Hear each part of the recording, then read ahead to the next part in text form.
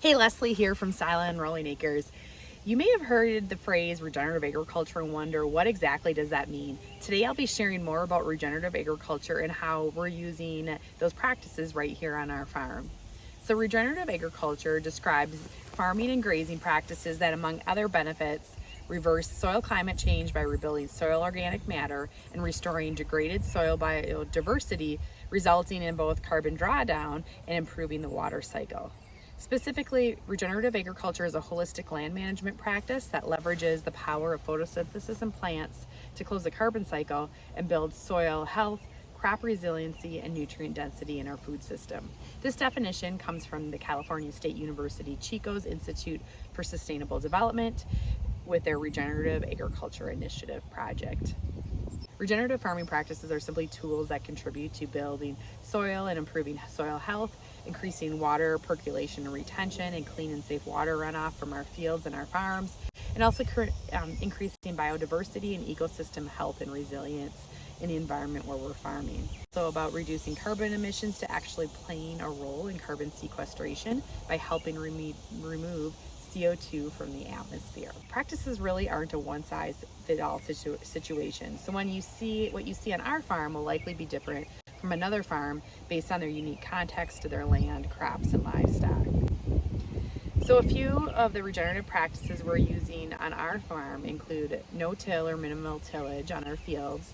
And so the act of tilling the soil breaks up the soil structure. What keeps the soil, we call aggregates, what keeps the soil together is a clump, for a lack of a better term. And if you till it, it can lead to soil erosion or loss. And when no-till or minimal tillage is used, we're able to enhance the soil structure, allowing for increased water flow and retention, as an example. And this is why we're seeing greater resilience in our pastures and even our hayfields in our drought-like conditions we're having right now. We're also working to improve soil fertility through incorporating compost and natural fertilizer, specifically animal manure, into our soil. And that really helps maintain the soil plant microbiome to cycle the soil nutrients. And that's what's happening underground. Synthetic fertilizers can really damage the soil microorganisms.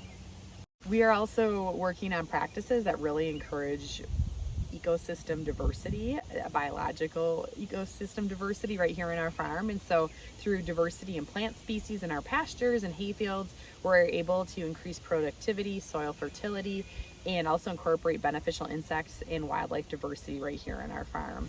Well-managed grazing practices are another component of our farm, and we talk a lot about grazing here on our farm. Grazing itself encourages plant growth and productivity and increases soil fertility, insect and plant diversity, and soil carbon sequestration.